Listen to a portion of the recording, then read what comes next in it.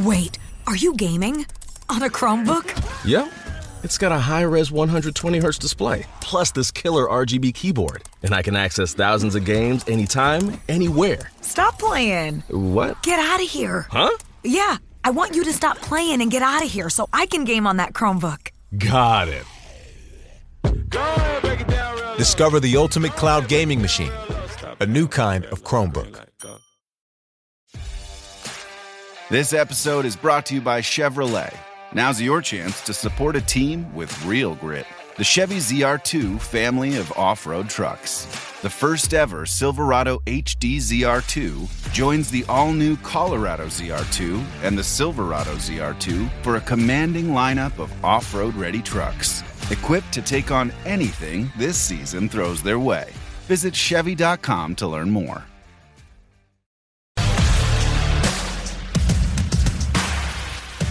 I've been in dogs since 1991. We breed dogs that we want to train. I was out here in western Nebraska riding Harleys and training dogs. I don't sugarcoat anything, and if you don't like it, tough.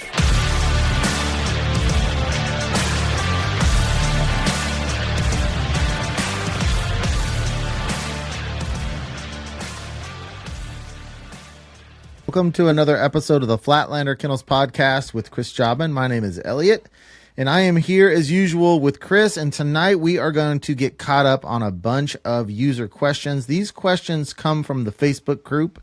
So if you want to come over and join us on the Flatlander Kennels Facebook group, a lot of good conversation going over there, and that is the best place for you to get your questions answered. So how are you doing tonight, Chris? Hi, Elliot. How are you? Yeah, that I'm doing Facebook's great. Going pretty good. There's quite a few questions on there. Yeah, I put that post up for questions, and it was just like immediately just ding, ding, ding, ding. People were really, and there was also just some really good conversations of other people just talking about the questions. I like that. I enjoy when I get a chance to look at those, and it's fun to see the conversations and the ideas bouncing around on. That's exactly what I want for that thing. Right, absolutely. So come on and join us over there at the Flatlander Kennel Podcast. Which episode is this? Oh, let's see. Oh, man. I'm thinking, I'm going to guess. I think that it's like 13. I think this is 14. I think. Not positive. Okay. Well, you're the boss. I'm just here to talk. So. Now you got me curious. Okay, Yeah. Actually, this is number 13. 13. Good. Yeah, this is 13. Yep, I was off by one. One. So well, let's just go down the list. The last podcast we did talked about three-handed casting, and we answered Joe's question and Joe Haynes, and let's do Jay Martin and Chris Tracy. Their questions are relatively similar. Let's hit those. I did hear, I was messaged by Joe, and you answered his question last time, and his dog is doing much, much better. He switched to the paint roller, and he got a lot of good feedback on the Facebook group, and so things are going better for him. Good. With this pup I'm now. sure they'll be fine. Right. All right. So Jay Martin and Chris Tracy kind of ask similar questions. Jay says, what do you recommend for off season when the dog comes home for maintenance, when they are hunting, how many days a week, including hunts? And Chris says, transitioning from trainer to owner for hunting season. He wants tips, keys to success for minimizing walking backwards and training during hunting season. Going backwards, regressing. Regressing. Differences in style of hunting that is required to help ensure a better transition back to hunt test. Okay, well, I know who Jay and Chris are. They're both clients of mine, and there's no ifs, ands, there's no way around this thing. Hunting deteriorates training, right? There's no ifs, ands, or buts. There's no way around it. It just happens. And obviously, the more you hunt them, the more birds they get, the more it deteriorates. Now, with that being said, if you hold a high, and there's another question we're going to answer after this one that kind of it goes on top of this one. A lot of people, we're going to answer this in a couple different things here on Jay's here. What do you recommend for off season when the dogs come home for maintenance? The biggest thing I want to see the owners do when their dogs go home is don't think If you're not a very well-versed handler and or trainer, don't go out and take your dog, especially if I get there at the finish level or season level. Don't go out and say, I'm going to run a bunch of blind retrieves today. I'm going to teach the dog to do this. I'm going to teach it to do that. When in all reality, you're probably not going to teach the dog to do anything.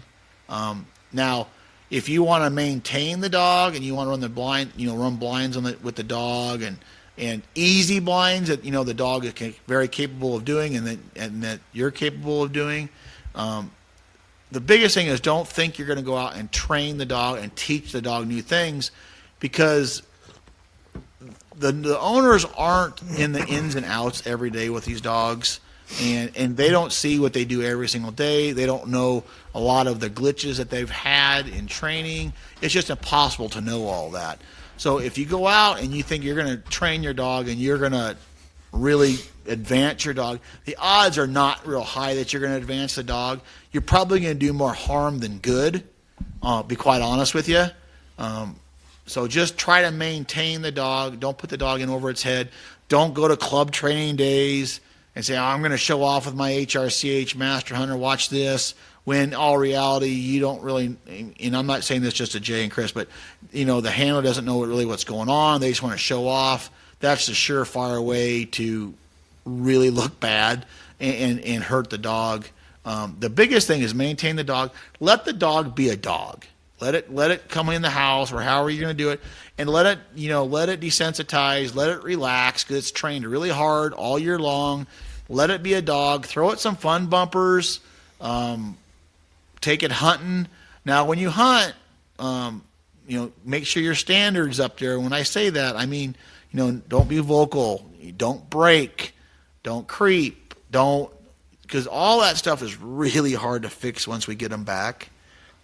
I always recommend people when they take their dogs hunting, there's just no ifs, ands, or buts about it. Dogs will break no matter what. There's nothing you can do about it. It's just going to happen no matter what the dog is.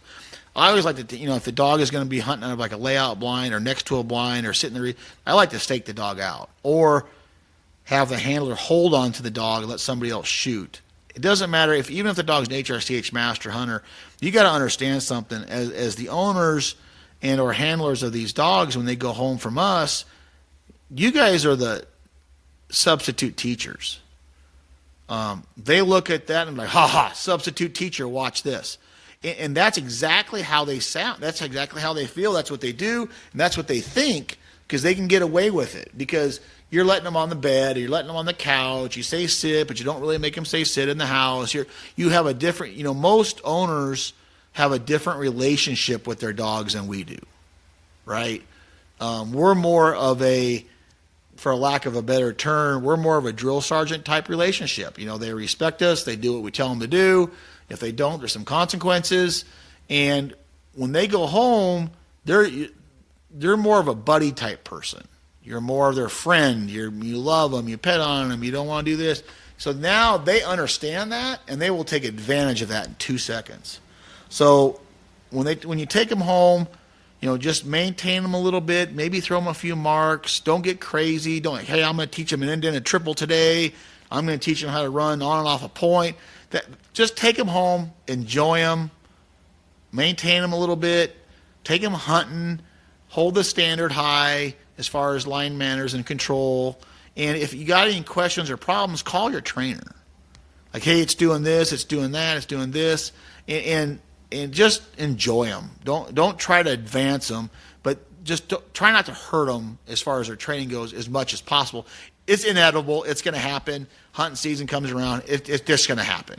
So I don't know if I answered all of that perfectly, but it's a hard question to answer, because it's just everybody wants to get their fancy Ferrari out and go down the highway, where sometimes it's better leave the Ferrari in the garage and not chip the paint. You got to show off to your friends a little bit. You can. Come on. But you know how that is. You know how that is. You're going to go show them off, but really, how good a handler are you? How well do you know the dog? I think a lot of people need to go home when they get their dogs, and I don't care what level they are. There's some handlers that are better than others because that's what they do. They're very serious amateurs, and we train their dogs, and they like to run them. But there's you're better off just hunting them, enjoying them.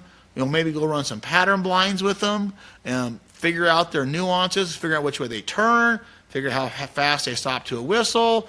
There's a lot of things that you can do, like in pattern blinds and that sort of thing, instead of going to like club training days and showing them off to your friends. Because in reality, how well do you know the dog, and how good are you as a handler when you haven't had the dog home for 8 months? Yeah. What can they do to become better handlers in that situation? Spend time at the kennel. Literally sit here, watch me run dogs all day long, watch their dog run until they feel comfortable, and then come and let you run your dog with us standing behind you. And when that happens, and you were here. Oh, it's a world of difference. Put your big girl panties on, because you have to take constructive criticism. That's all there is to it. Right, but you're not mean about constructive criticism. You never have a mean nature about yourself when you do it. I never felt, because you coached me like 10, 11 days, and you didn't hold back on me, but the way you do it is just not threatening. It's just, I you're have PTSD from those 10 days, but other than that, putting up with me for I'll tell you who runs you around. It's all those ladies. Those are the ones that run you around, man. I'm telling you, the ladies of FLK, they keep me on my toes. They're coming tomorrow. There's no doubt about that. Next time I come out there, I'm micing you up, and I'm having a mic that can get them, and I'm just going to let it roll. That will be a good blooper reel for sure. And I'm going to tell those girls, you make sure and give it to him good today. Of course, I don't need to tell them that. They will. But now to get back to Chris and Jay's deal, just take them home, love on them, let them be a dog, train just a little bit. Because here's the thing, it's the winter time too. So who's got a bunch of time to train in between work and hunting and that sort of thing, and just have fun with them. If you've got any questions or problems, call your trainer and talk to them about it. Say, hey, this is what the dog is doing. And the biggest thing is, don't go to a club train day and try to show off and show them your fancy new car, because you're going to end up wrecking it. Mm-hmm. So, all right. Are we going straight down the list to the next one then? Yeah, let's just go down to the next one. Randy Harris says, how about vocalizing at the line? Is it genetic, self-inflicted? How do you correct it? Stick to sit, collar pressure, wait it out, put them up, etc. Well, Randy, it is genetic. It is self-inflicted. And how do you correct it? There is no one way to correct it. There is no cookie-cutter answer to this question at all. We've talked about this before. I don't like to use collar pressure with a vocal dog, because I think it makes them more vocal. I think Chris Aiken and I talked about this. I like to get physical with the dog.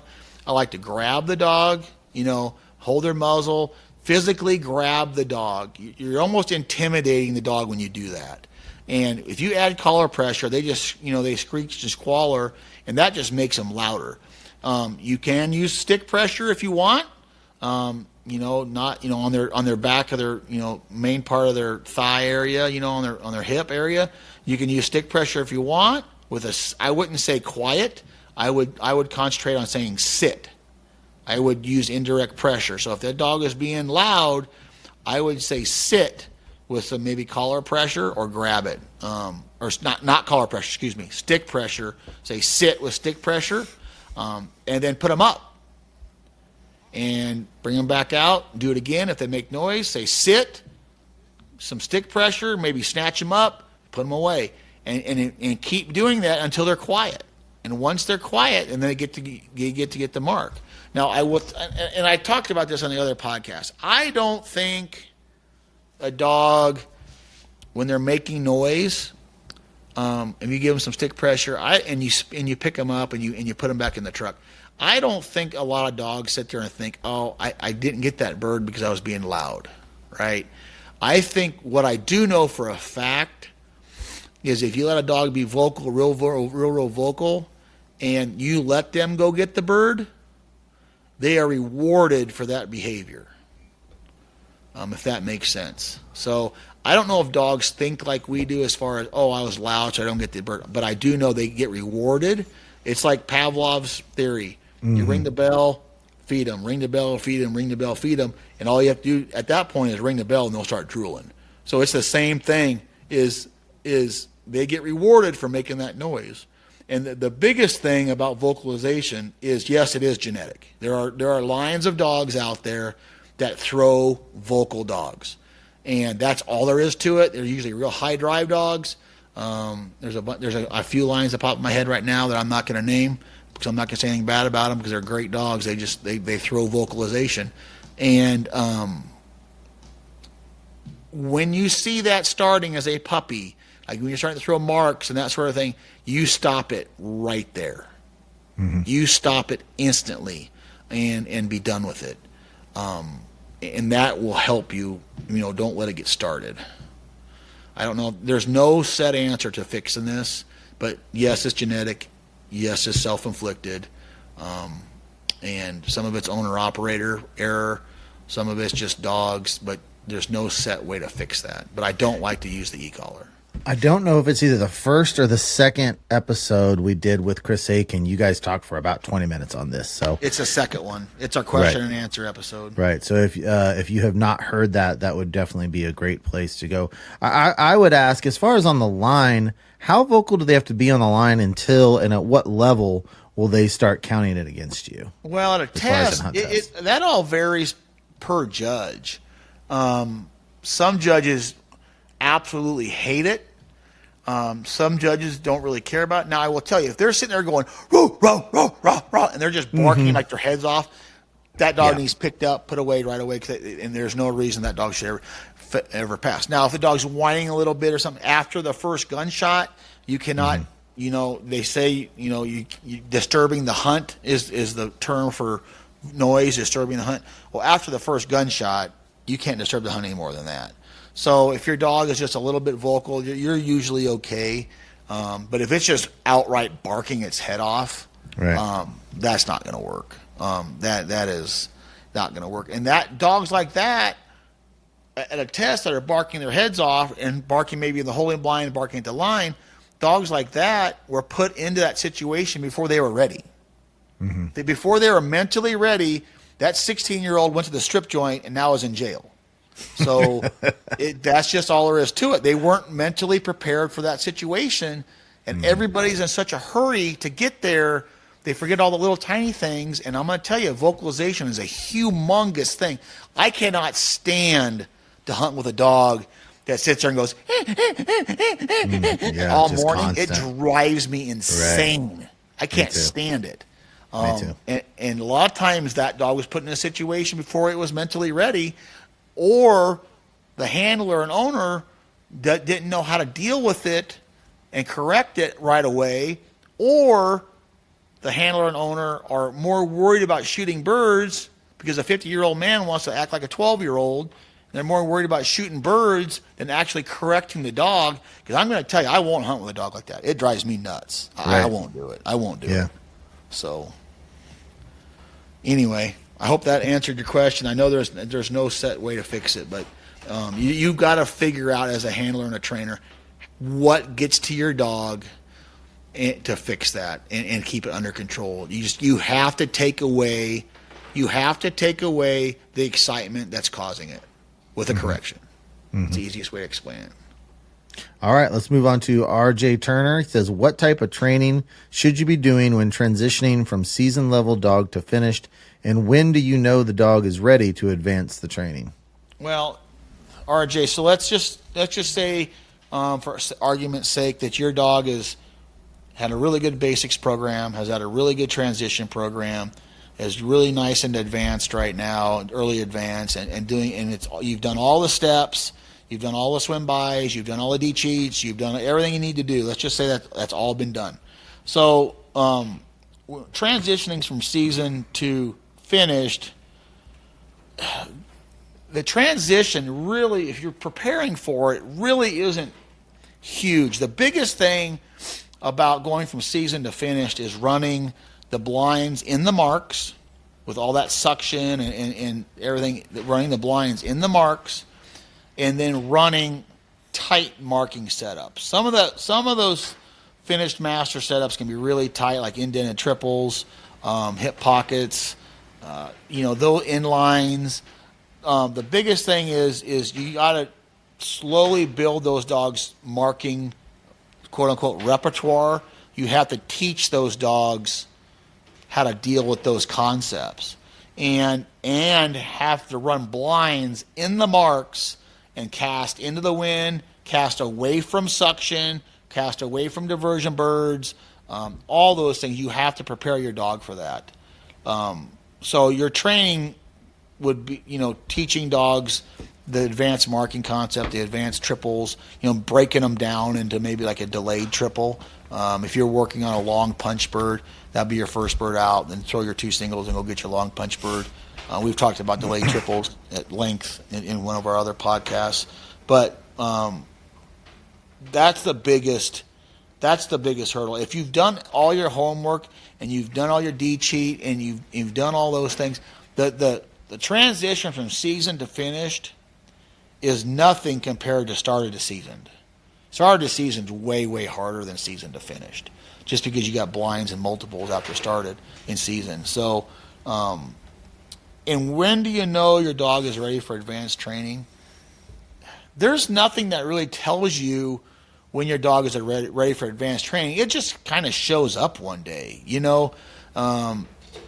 say you're running nice doubles, and hey, let's just do it. Let's teach them triples.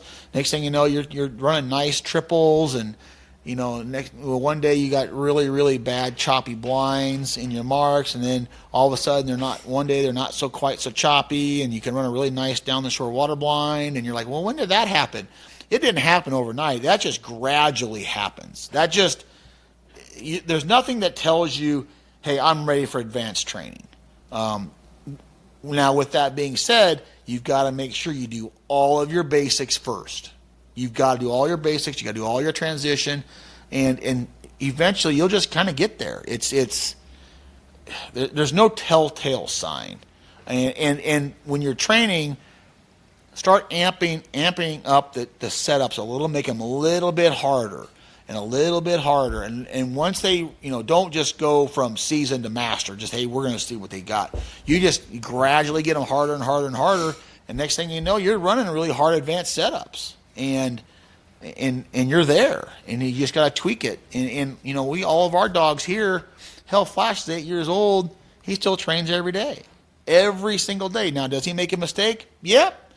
How often? Not very often, but he does make mistakes. So we train every day on tight, hard stuff, and not necessarily long all the time, but nice, tight, hard stuff. And when you're there, you'll know it. And now the key is, when you get there, is to stay there. Advance them just real slowly, and stay at that advanced level. Don't let it deteriorate because you've putting your dog over its head too quick. If that makes sense. Yep. Okay. Let's move on to Dan. I don't want to say that name. Thilges, Thilges. I have a question from the video on casting into the wind. Do you remember that video, Chris? Yeah, I do. Okay. He says, yep. I don't understand the correction and pressure with the collar and the timing of it. When the dog took the wrong cast, you called the dog back, made him sit, and then corrected him with the e-collar. Being totally new to this and having the same problem with my pup, I feel like I would be correcting the dog for not sitting quick enough with that late of a correction. I'm always afraid of getting no-goes when I use correction during casting. Well, I remember this dog, a really nice golden retriever. I remember the person. I remember the day. I also read all of the responses on our Facebook page, and a lot of them are really good. Dan, the biggest thing is, say you're getting no-goes, or you're worried about getting no-goes. Now, you got to make sure your force to pile is done correctly. You make sure all your force work's done correctly. You make sure all your basics are done correctly. Your transition, your advanced. Make sure pattern blinds have been ran. You've got to make sure all those steps were done first. The dog understands pressure. The dog is forced to pile well. Because if you're getting no-goes on some color corrections out in the field, your force to pile was probably not done really, really well, because you should be able to nick, heel forward, and resend, and the dog will leave.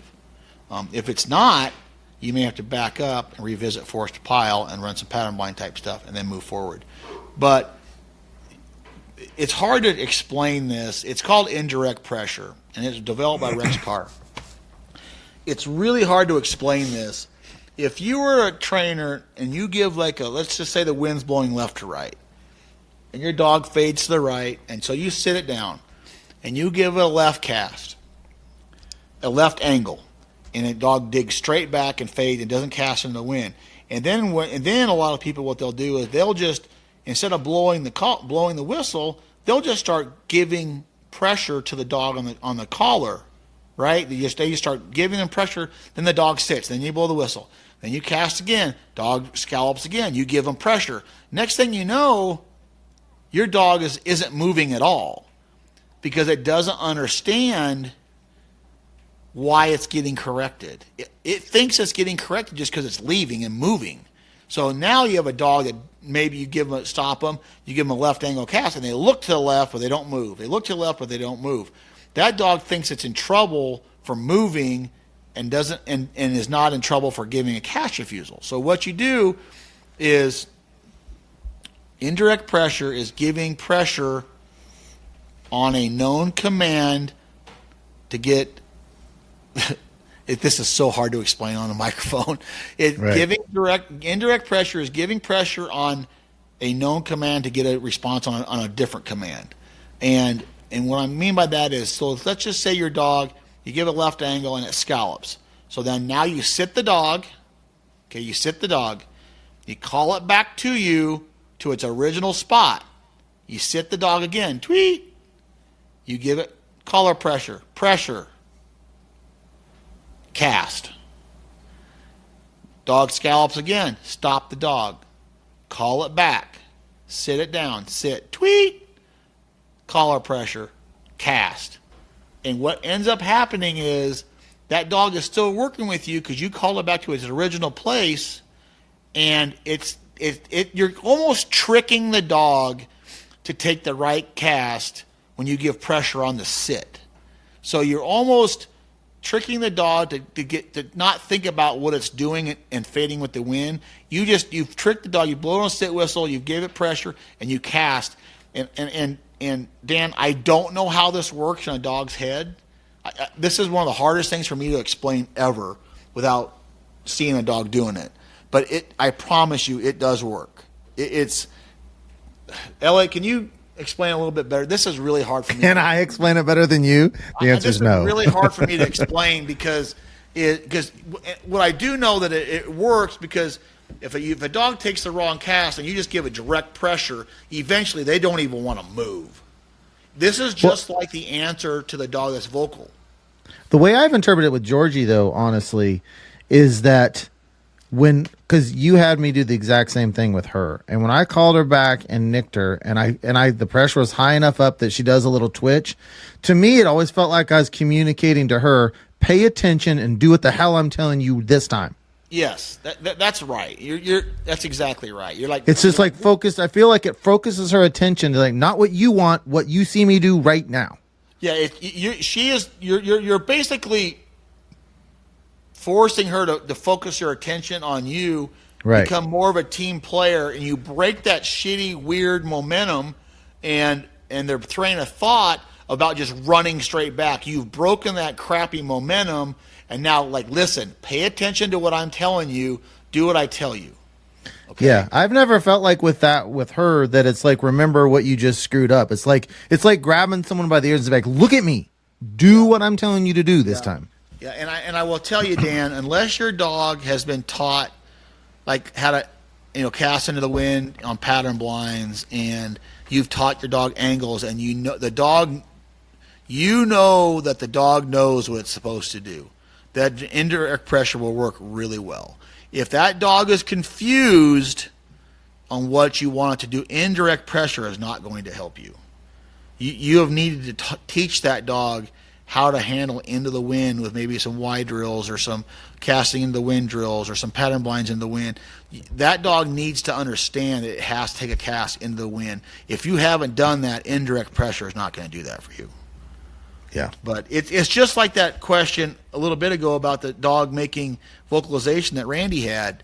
It's indirect pressure. Instead of giving direct pressure on quiet, you say sit, give it some stick pressure. You're giving it indirect pressure on sit to make it be quiet, because now it's forgot about making noise and it's concentrating on the sit. Now, this dog that's giving you cash refusals in the wind is not concentrating on just flying with the wind and caving into the wind. It's sitting here looking at you. It's paying attention. It sits down. You give it correction, and you give it a recast. And if you keep doing this, I promise it'll work. I'm probably not explaining this real well right now.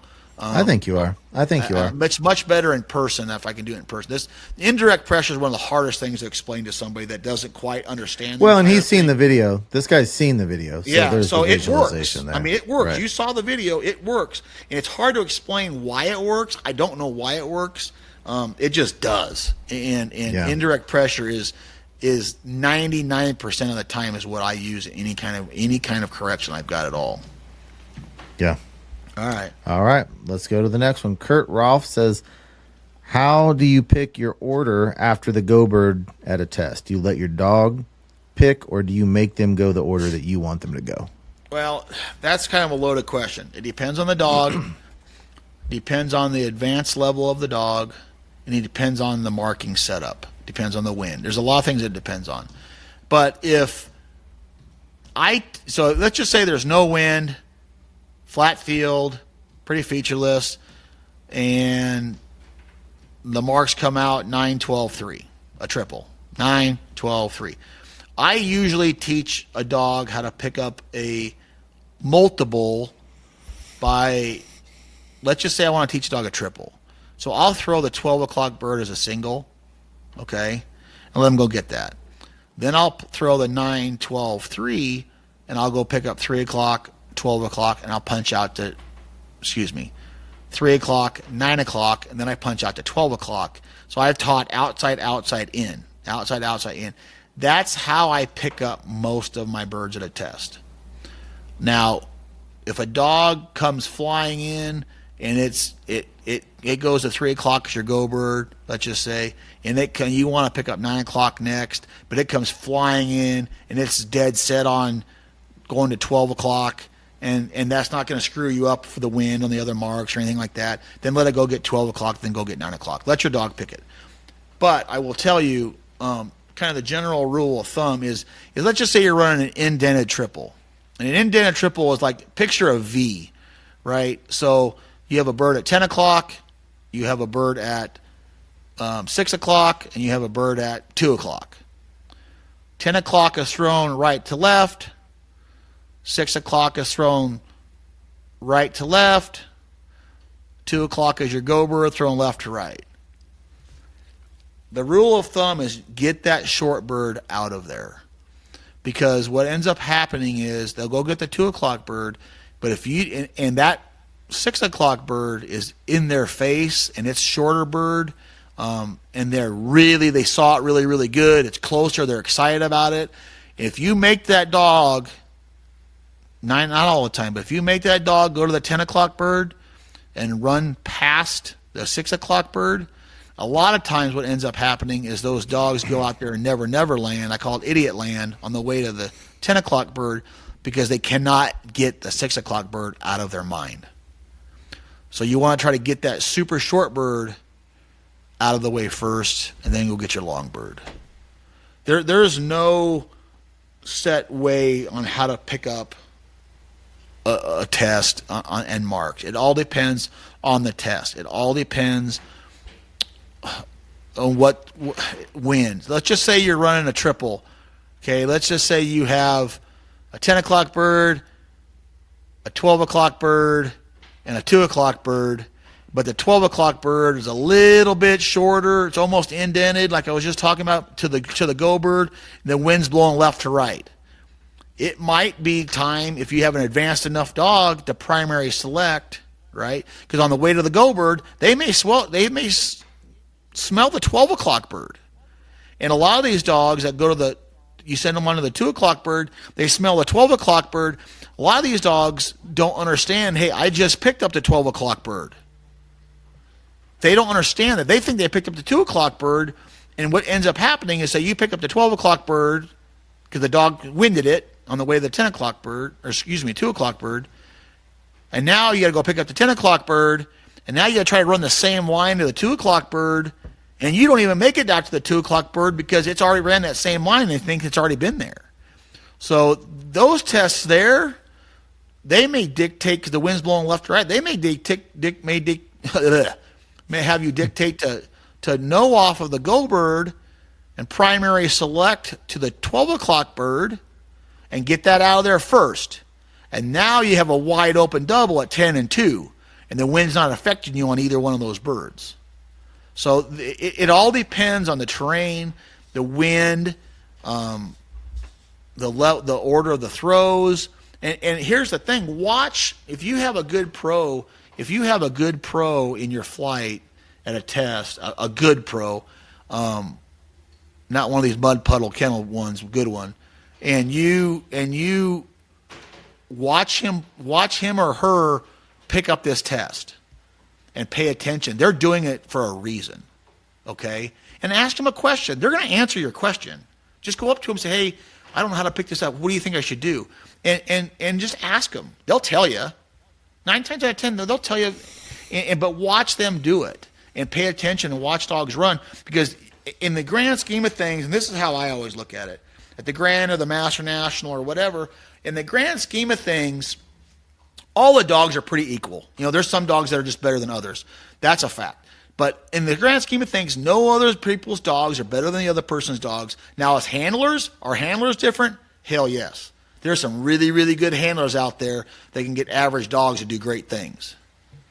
And there's also some really average handlers and do some, great dogs that do very average things. So watch how these dogs are picking up these birds, and don't think that your dog is better than everybody else's dog. If a dog is struggling with a certain mark, be prepared that your dog is going to struggle. And maybe think your way around the test. Maybe pick it up a little bit different order. And so, if you see a pro, if you watched all the pros pick it up 9, 3, 12, all of a sudden, instead of 3, 9, 12, all of a sudden they switch up their order they're picking it up. They did it for a reason. There's got to be a wind change or something like that. So pay attention to what you got going on. But there's no set way for me to tell you how to pick up a multiple. But I will tell you, 9 times out of 10, you want to get that short bird out second for sure.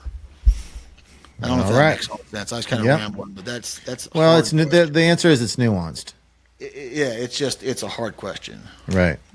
And I like the talk to someone there. And most of the tests this summer, either Ryan was there, Ryan and Andrew were there at one, or Rick was there on the most recent one. It's so nice to have guys there that are kind of pros that you can just kind of chat with, because it's very, very helpful to have a little guidance for sure.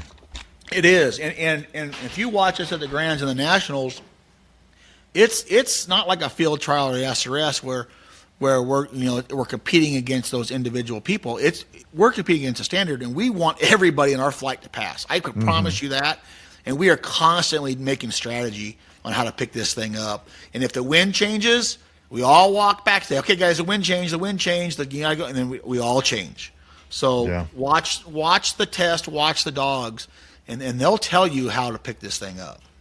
Man, I would love to get some video of some of those conversations at the Grand. One of these days. Wouldn't that be awesome? I don't know about that. I don't know how awesome that would be. You would ruin our reputations. Like, I thought those guys are really smart, when we really are not. Let me tell you. Here's the conversation. What are we going to eat tonight? We going to get ice cream? Literally, it's the dumbest thing you've ever heard in your life. Somehow I think that there's some a little more sophisticated conversations going on in the heat of the Grand. But anyway, Dan Thingles, I'm butchering all these names, says, when running a blind and trying to get a pup to lock in on the direction you want him to head and run with confidence, I heard you ask one of the guys in the videos if his dog had been through a force program. Can you expand on that? Okay, a force. So that is our next podcast 14, will be on force to pile. So a force program involves force fetch, it involves collar conditioning, it involves force to pile, it involves water force, It involves all those things which used with an e-collar, right? That is a force program, forcing to a pile, water forcing, those sort of things. Now, when running a blind and trying to get your dog to lock in on the direction, that doesn't come through force. Force just makes dogs go. And force makes dogs go when they don't want to go. They have to go, no matter what. Force overrides confusion a lot of times, and force overrides I don't want to. So force overrides a lot of that. Force makes them go when they don't want to go. Maybe it makes them go when they're kind of confused. Looking out, though, and looking out and focusing on where they're going, a lot of that is done you can do wagging wheel. A lot of that's done in pattern blinds. And a lot of that is done when you start running cold blind retrieves. Dogs have, I firmly believe dogs have a picture book in their head. And because I could take some of our big dogs, walk up to and run a down the shore water blind, and they're like, yep, it's down the shore. And they'll run a down the shore water blind because they've ran 1,000 of them. So when a dog is looking out, they look at a picture book and they see where they get that picture, and they go that way, they focus, and they go that way. If your dog is struggling with focusing going forward, you've done a few things to cause that. There's probably no one thing that caused it. It's probably a multiple things that caused it. That is maybe fidgeting them with them too much at the line. When they start head swinging or bugging, looking left and looking right, looking left and looking right, you are trying to get them to line up perfect, which makes them bug even more. Maybe when they're younger, when they just got close to looking in that same direction, kick them off. Maybe you didn't do wagging wheel with them a little bit. Maybe you didn't do pattern blinds enough with them. Focus. What I don't like, and you could do it when they're babies, but I don't like to use white buckets or white poles to get them to focus to look out.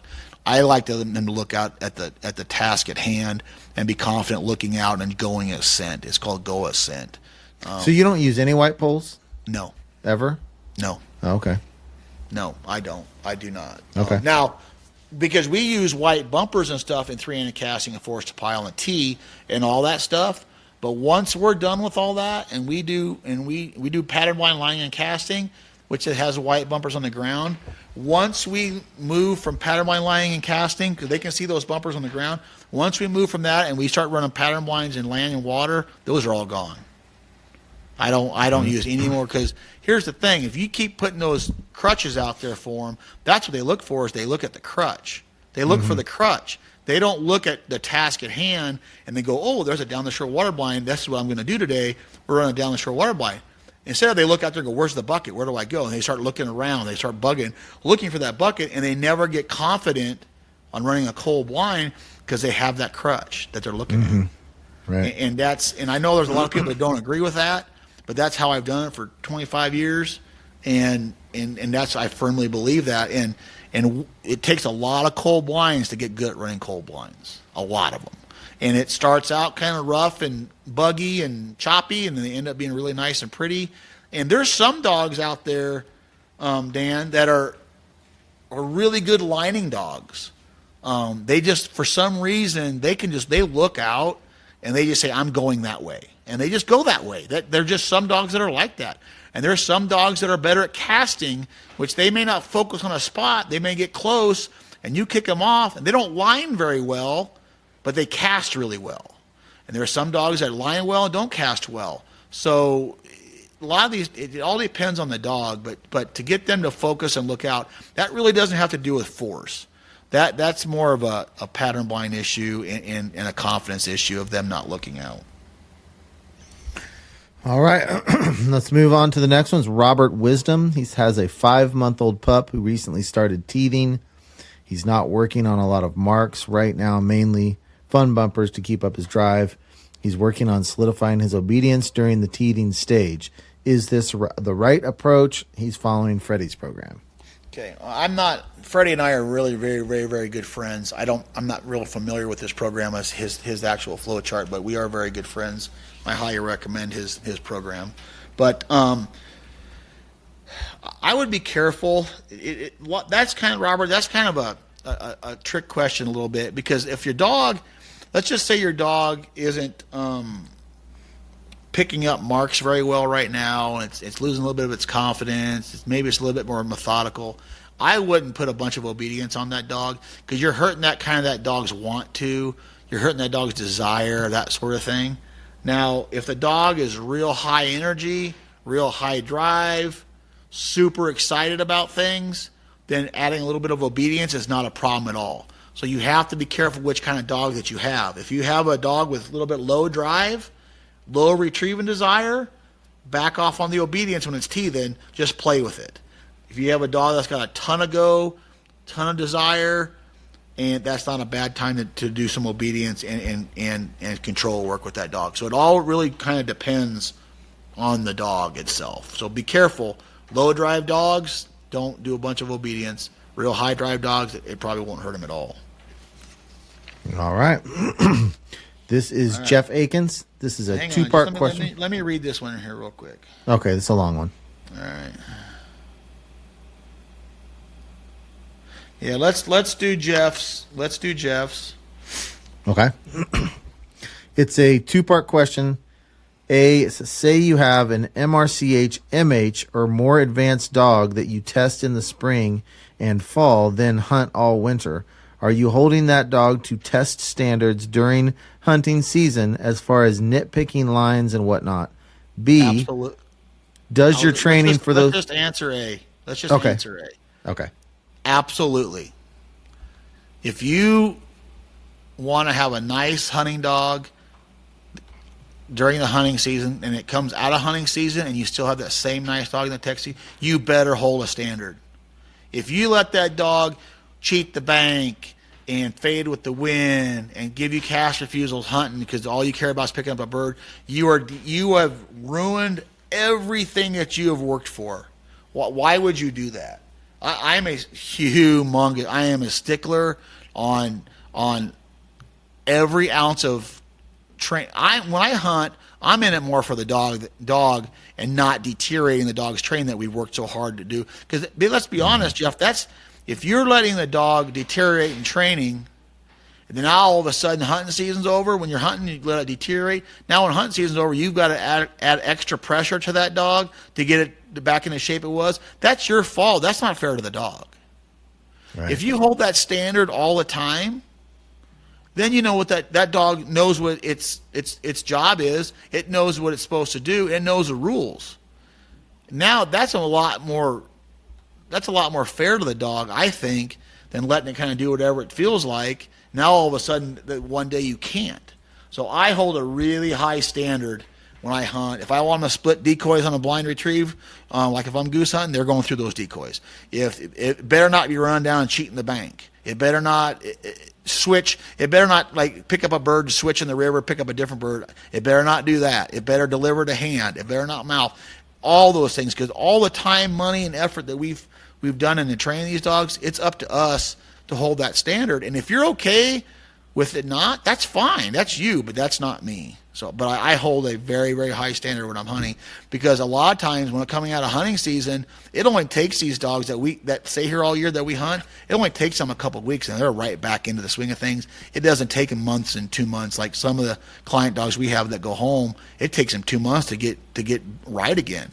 Our dogs here that we have that we hold that really high standard, it only takes a couple of weeks and we're ready to go. Yeah, I did not do a very good job last hunting season, and I'm going to do a much better job this season. I bet you do a better job this one. Oh, I'm going to. And the thing that I'm going to do is just like in a hunt test, how like you've taught me to really think about the situation, and if your dog does A, what's your reaction going to be? I'm going to do that in hunting. When I set up, I'm going to think, okay, on the retrieves, let me look at it. Here are the things I want to work at. So I'm going to just pre-think it, and I know that that's going to keep me more consistent. Exactly. Think of it as a training. And you've worked so hard. Why would you let that? Why would you let that deteriorate? It's so disheartening to me to see that. You're like, how hard we worked on this dog not cheating the water, and they come back and you can't even get them in the water. Right. Not this hunting season. We're going to do it right because I want to go right into the MH tests right in the spring. So I don't want to have to add all that work to myself. Exactly, and it's much better for the dog and much more fair, I think, to hold that standard all the time than trying to have to fix it. Right.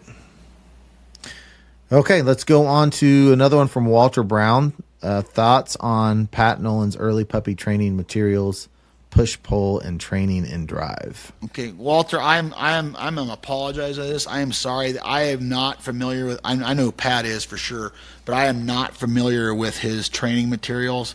That I need to actually probably look at that stuff. I have not looked at any of that. I apologize on all that, but I have not. I'm too busy training on my own to do that, but I probably should. I probably could learn something there. Okay, let's see. How much time do we have here? Got time for another one? Let's see here. Yeah, let's do 2 more. Okay. All right. John Squire, how do you connect the training and disciplines of hunt tests and field trials to functional upland and waterfowl hunting? This includes blind manners, quartering fields. That's kind of like Jeff's question a little bit. Connect the training and disciplines of hunt test and field trials. You just have to hold your standard. Hold your standard real high.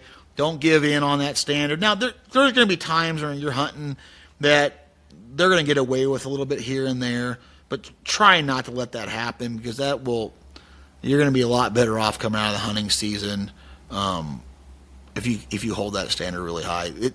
I don't know what he means by connect the training and disciplines, but it's just holding a standard and expecting a standard and keeping it that way. Because it should naturally apply, shouldn't it? I mean, it should naturally transfer. You just have to. It does, but it doesn't. Sometimes I know upland stuff kills blind retrieves and water, all that control. Sure. But holding those standards high is the best way to do it. I'm not sure I answered that right, but it's a lot like that last question we had a little bit ago. Okay.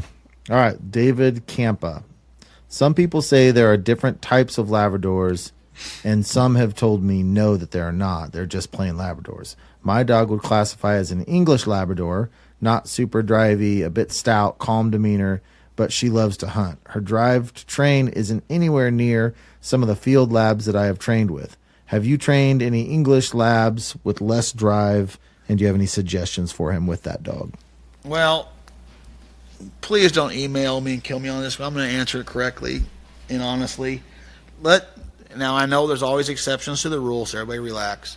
But the English labs / British dogs a lot of times don't have the desire and want to as like a high-powered American dog. Because, the English dogs, I think he's talking about English dogs are more of the bench, the show labs, right? Which are that's what I thought. Different. Yeah. Now you got to understand something, Dave. Is these English labs are bred for looks and conformation. They're not bred for performance. You don't see a Volkswagen Bug doing the Daytona 500.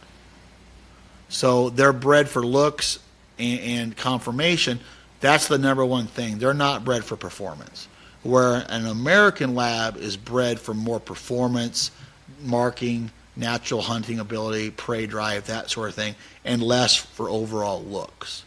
So when you buy an English dog that is more show bred than field bred, that's what you're going to get. You're going to get a calmer demeanor. You're going to get a squattier dog. You're going to get bigger boned. You're going to get, and I don't care what anybody says, you're going to get less athletic, a lot of times less drive. Now, can they be trained to an HRCH Master Hunter level or above? Absolutely. The right ones can, but the odds of that are a lot lower than if you were, bred and trained in an American, field, American muscle car, basically, is what they are. Right. They do have a calmer demeanor. They're bred for a calmer demeanor. And when a lot of times, not all the time, but a lot of times when you have a calmer demeanor, yeah, they're nice to be around, and yes, they are steadier. A lot of times, maybe they're less vocal, but you give up something. That extra drive and that extra punch that your dog doesn't have, you gave that up when you had that dog with less drive. Hey, he's going to be calmer. Yep, they're right. You're going to be calmer, but you're going to give up something. Okay, so you have to figure out if you like the looks of the English dogs, by all means get one. Good luck. I hope it works out. Sometimes you do, sometimes you don't, just like an American Lab. But your odds of getting that high drive dog that wants to train every single day, the American muscle car, you're going to get that more in an American bred Lab than you are in English. Now, with that being said, there are different Labs. I mean, the English dogs are different than the American dogs. That's for a reason. They're bred for conformation and looks and bone structure and that sort of thing. Now you also have the British Labs too that are from England. They're British dogs, British lines. I have the best British Lab to ever walk the face of the earth as far as what we do. His name is Shaker. He's 3-time Grand Retriever champion. He's Master Hunter. He's M&H Hall of Fame dog. There's never been a British dog to do that ever in the history of the world. So he's here, and he's a wonderful animal. Now, is he as fast and flashy and powerful as Flash? No, not even close. Is he smarter? Maybe. He's really, really intelligent, and I don't know if he's smarter or not, but he doesn't make very many mistakes. But what I will tell you about Shaker is he's a British dog from British lines. He'll do anything I want him to do of all the dogs we have in the kennel. Like he is a fabulous animal, but he is an exception to the rule. He's the only 3-time Grand Hunter Retriever champion M&H British dog in history. Okay?